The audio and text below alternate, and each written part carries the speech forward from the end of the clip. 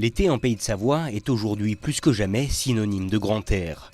Randonnée, vélo, parapente ou juste bronzage, il y en a pour tous les goûts. Pourtant, à chaque massif, sa particularité et ses activités dédiées. Dans le bassin annécien, c'est tout d'abord l'image d'Épinal alpine que les vacanciers sont venus chercher. La demande absolument essentielle, celle qui ressort parmi toutes les autres, c'est celle des balades et randonnées, très clairement. Sachant que nous avons affaire à des gens qui forcément n'habitent pas la région, et quand ils disent randonnée, ça doit rester de la randonnée tout à fait accessible, avec un maximum de 300 mètres de dénivelé et de 2 heures de marche. C'est de loin la question que l'on entend le plus souvent. Une tendance confirmée par une hausse de la fréquentation dans les gîtes ruraux d'altitude ces dernières années en Savoie-Mont-Blanc. Pourtant, la marche n'est pas le seul best-seller des Alpes. Dans le massif du Chablais, c'est l'activité VTT qui est la plus demandée.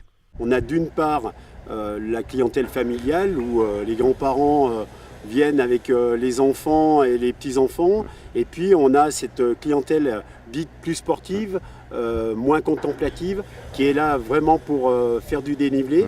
On a, j'ai oublié de le dire, mais 4 montées qui fonctionnent l'été, 4 installations. Ça c'est important également, parce que c'est important autant pour la personne qui va pratiquer le VTT que pour la famille qui va tout simplement profiter de prendre de l'altitude facilement et puis être contemplatif, profiter tout simplement du panorama. Du côté de Chamonix, sans surprise, c'est l'altitude qui reste bel et bien le premier atout de la vallée.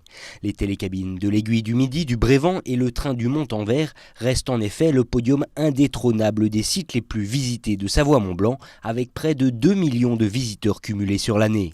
Et pour être vraiment complet, il est à noter que les informations concernant les plages de nos lacs sont également beaucoup demandées aux professionnels du tourisme, juste devant les activités du vol libre et d'eau vive.